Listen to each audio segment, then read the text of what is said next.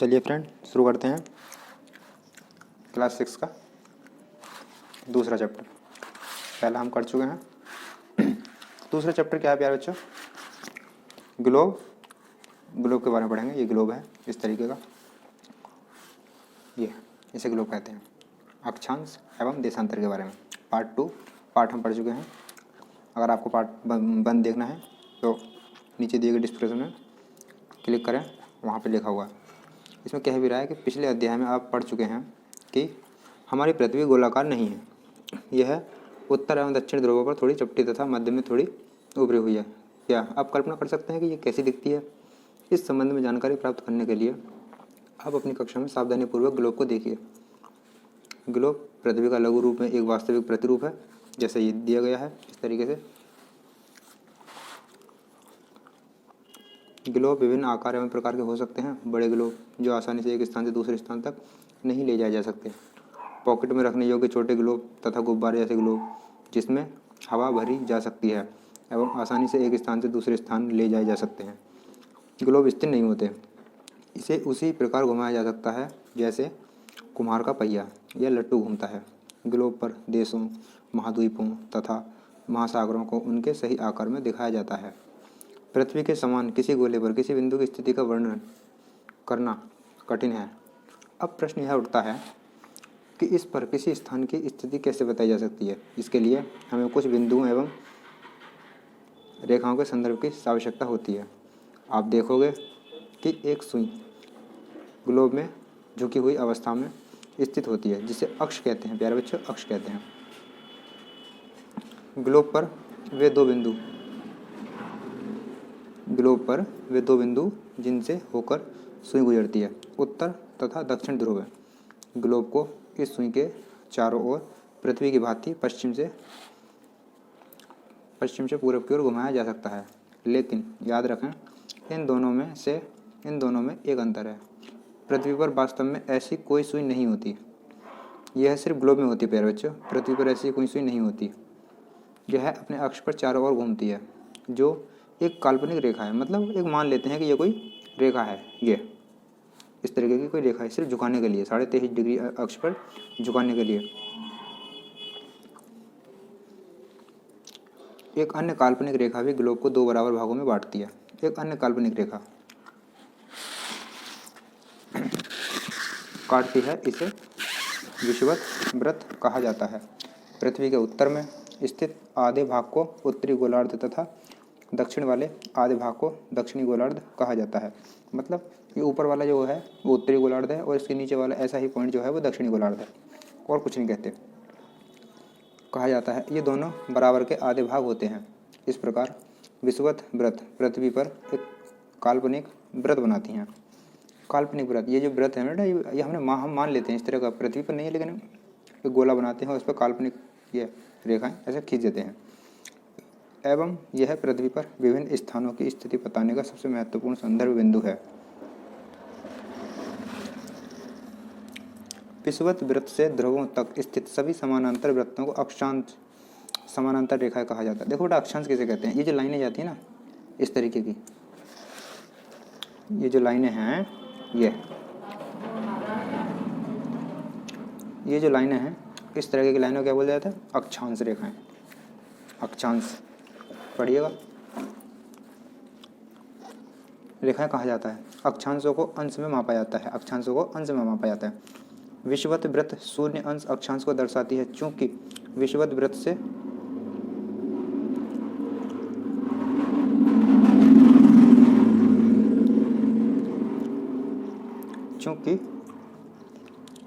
से दोनों तरफ ध्रुवों के बीच की दूरी पृथ्वी के चारों ओर के वृत्त का 1/4 है। अतः इसका माप होगा 360 डिग्री का अंश। मतलब एक गोले को क्या बोलते हैं? 360 डिग्री का अंश, या 1/4 यानी 90 अंश। इस प्रकार 90 अंश उत्तरी अक्षांश उत्तर ध्रुव को दर्शाता है तथा 90 अंश दक्षिणी अक्षांश दक्षिण ध्रुव को।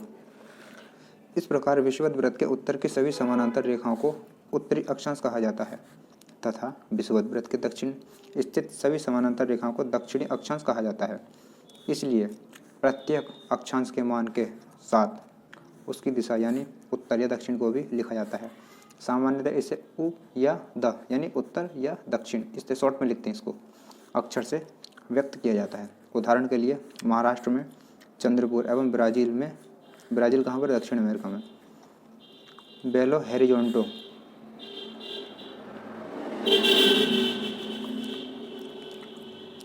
बेलो उदाहरण के लिए महाराष्ट्र में चंद्रपुर एवं ब्राज़ील में बेलो हेरिजोंटो दोनों एक ही अक्षांश 20 डिग्री अंश पर स्थित हैं, लेकिन चंद्रपुर विषुवत वृत्त के 20 डिग्री उत्तर में एवं बेलो हेरिजोंटो विषुवत वृत्त के 20 अंश दक्षिण में स्थित है। इसीलिए हम कहते हैं कि चंद्रपुर 20 डिग्री उत्तर यानी उत्तर कहाँ है, इस तरफ, उत्तर ऊपर की तरफ अक्षांश पर, तथा बेलो होरिजोंटे 20 डिग्री दक्षिण अक्षांश पर स्थित है। चित्र 2.2 प्यारे बच्चे, चित्र अब 2.2 को अच्छे से देखिएगा। ये चित्र 2.2 को, चित्र 2.2 से स्पष्ट है कि जैसे जैसे हम विषुवत वृत्त से दूर जाते हैं अक्षांश का आकार घटता जाता है। मतलब विषुवत वृत्त से जैसे हम दूर जाते हैं आकार भी क्या होगा, घट जाएगा। अब देखिए, पढ़िए कितना अच्छा टॉपिक है।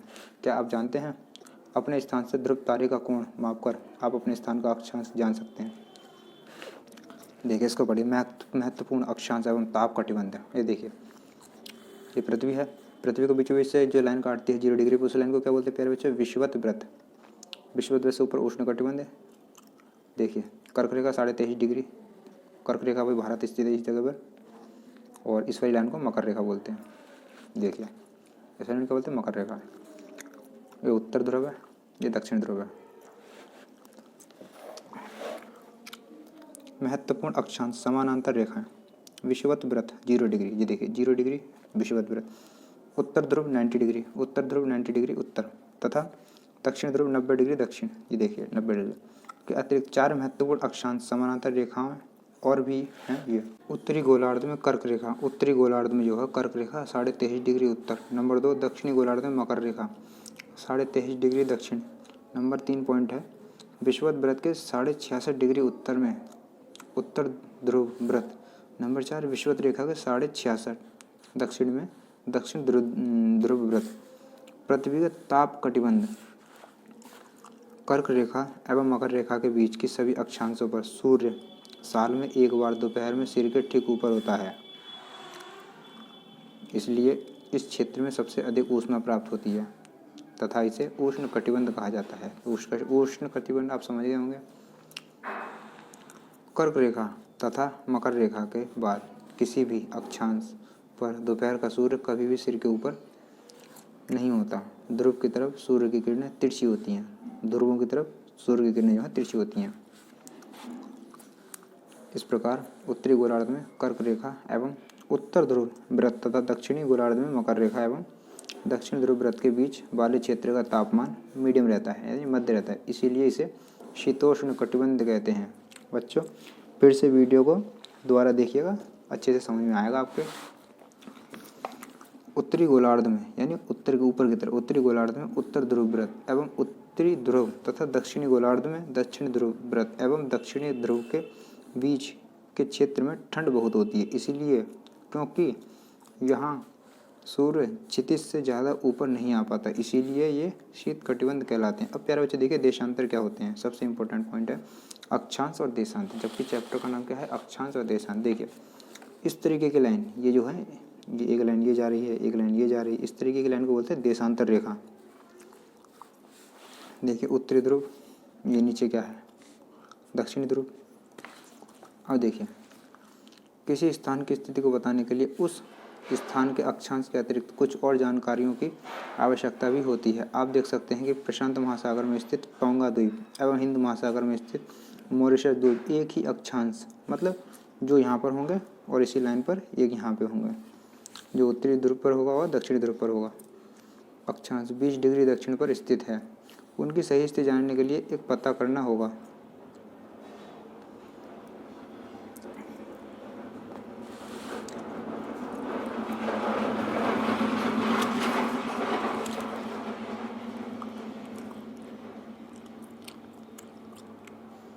कि उत्तर ध्रुव को दक्षिण ध्रुव से जोड़ने वाली संदर्भ रेखा से पूर्व या पश्चिम की ओर इन स्थानों की दूरी कितनी है? इस संदर्भ रेखाओं को देशांतरीय यामोत्तर कहते हैं।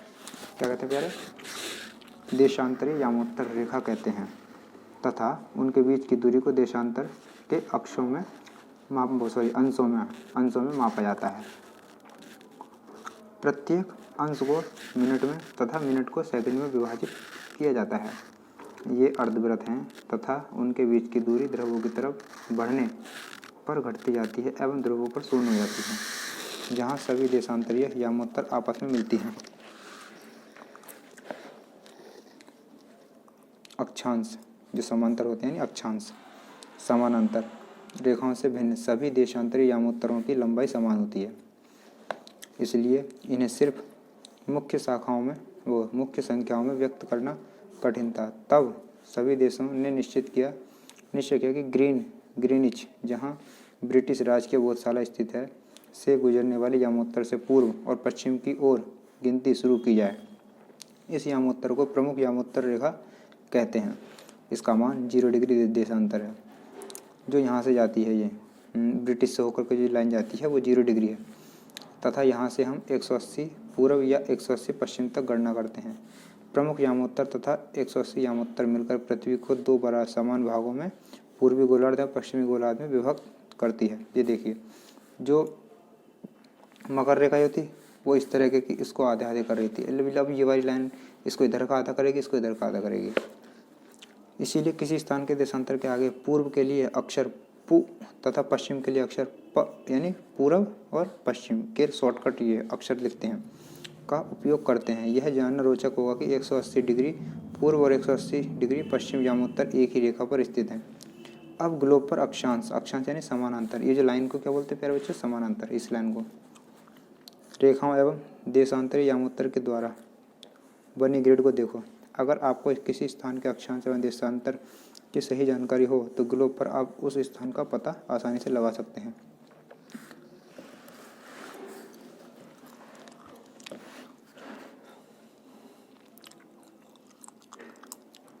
अब ग्लोब पर अक्षांश समानांतर रेखाओं एवं देशांतर यामोत्तर के द्वारा बनी ग्रिड को देखो।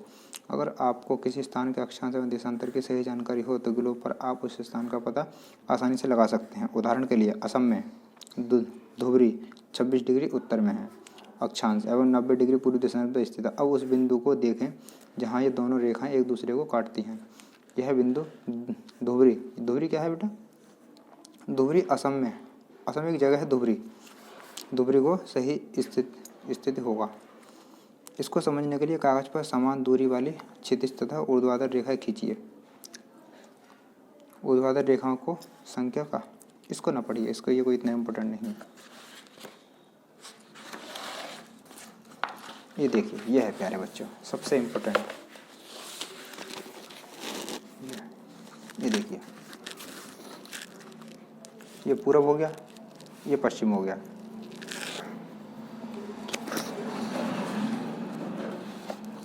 ये देखिए, ये जो जा रही है ना ग्रीनिच लाइन, ये है बीचों बीच।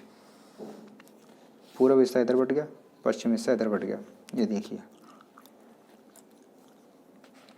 5.5 डिग्री वो 5.5 घंटे, यानी यहाँ से बीच में जो लाइन से ग्रीनिच लाइन से 5.5 घंटे आगे है।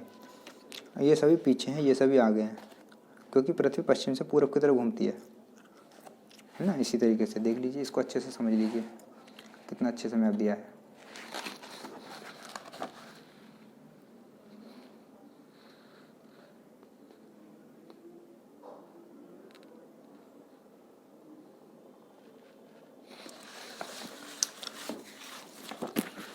ये देखिए, कागज पर इस तरीके से बनाना था। देशांतर और समय समय को मापने का सबसे अच्छा साधन पृथ्वी, चंद्रमा एवं ग्रहों की गति है। सूर्योदय एवं सूर्यास्त प्रतिदिन होता है, अतः स्वाभाविक ही है कि यह पूरे विश्व में समय निर्धारण का सबसे अच्छा साधन है। स्थानीय समय का अनुमान सूर्य के द्वारा बनने वाली परछाई से लगाया जा सकता है, जो दोपहर में सबसे छोटी एवं सूर्योदय तथा सूर्यास्त के समय सबसे लंबी होती है।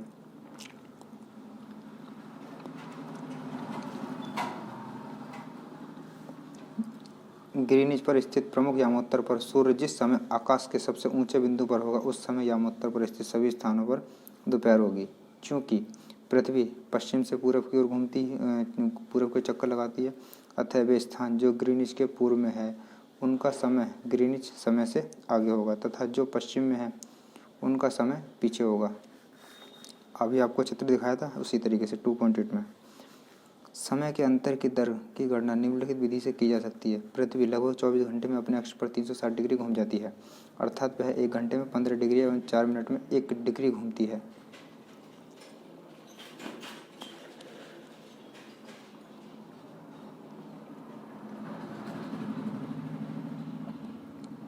इस प्रकार जब ग्रीनिच में दोपहर के 12 बजते हैं तब ग्रीनिच से 15 डिग्री पूरब में समय होगा 15 × 4 यानी 60 मिनट, अर्थात ग्रीनिच के समय में 1 घंटा आगे, अर्थात वहाँ दोपहर का 1 बजा होगा।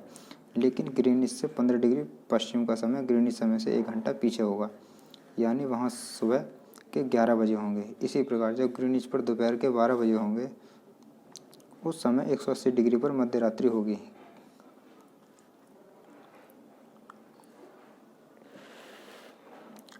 प्यारे बच्चे पढ़ लीजिए। किसी भी स्थान पर जब सूर्य आकाश में अपने उच्चतम बिंदु पर होता है दोपहर में, उस समय घड़ी में दिन के 12 बजते हैं। इस प्रकार घड़ी के द्वारा दिखाया गया समय उस स्थान का स्थानीय समय होगा। आप देख सकते हैं कि दिए गए देशांतर यामोत्तर पर सभी स्थानों का स्थानीय मान समान है। हम मानक समय क्यों मानते हैं? अलग अलग यामोत्तर पर स्थित स्थानों के स्थानीय मान में अंतर।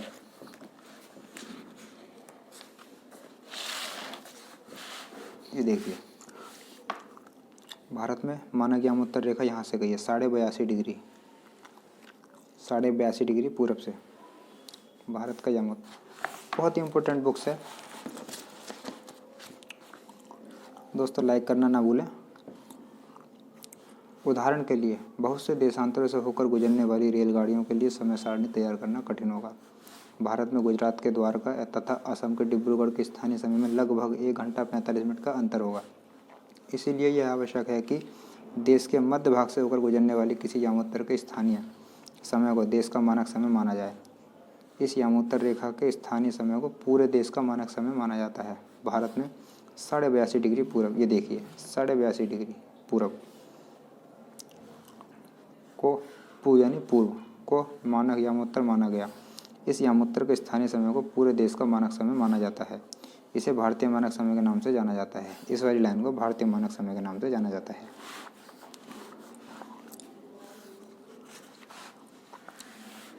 बाकी तो सब ये एग्जाम्पल के तरीके, जैसे मान लीजिए कबीर एक लड़का है, भोपाल के निकट एक छोटे से नगर में रहता है। वह अपने मित्र आलोक से कहता है कि वे लोग आज रात्रि में नहीं सो पाएंगे। भारत और इंग्लैंड के बीच एक क्रिकेट मैच लंदन में 2 बजे यानी दिन में 2 बजे शुरू होगा, अर्थात भारत के समय अनुसार मैच शाम के 7:30 बजे शुरू होगा तथा देर रात्रि में समाप्त होगा। क्या आप जानते हैं कि भारत एवं इंग्लैंड के बीच समय में क्या अंतर है? भारत ग्रीनिच के पूर्व 82.5 डिग्री पूर्व में स्थित है तथा यहाँ का समय ग्रीनिच समय से 5.5 घंटे यानी 5 घंटा 30 मिनट आगे है। इसीलिए जब लंदन में दोपहर के 2 बजे होंगे तब भारत में शाम के 7:30 बजे होंगे। अब देख लीजिए 5.5 घंटे आगे चल रहा है कि नहीं, 2 से 7:30।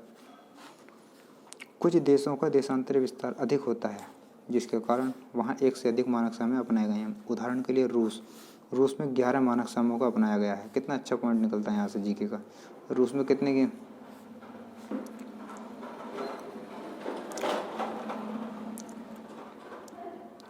उदाहरण के लिए रूस में 11 मानक समूहों को अपनाया गया है। पृथ्वी को 1-1 घंटे वाले 24 समय क्षेत्र में बांटा गया है। इस प्रकार प्रत्येक समय क्षेत्र 15 डिग्री देशांतर तक के क्षेत्र को घेरता है। तो देखिए चैप्टर 2 हो चुका है कंप्लीट।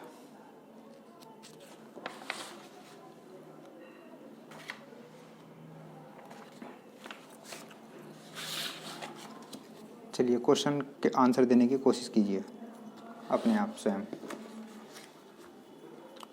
पृथ्वी का सही आकार क्या है? ग्लोब क्या है? कर्क रेखा का अक्षांश मान क्या है?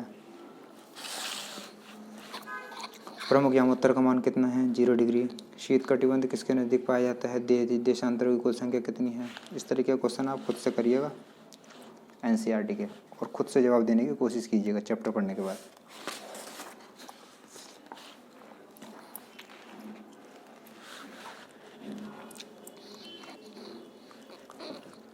अब हम पढ़ेंगे पृथ्वी की गतियाँ, पार्ट 3।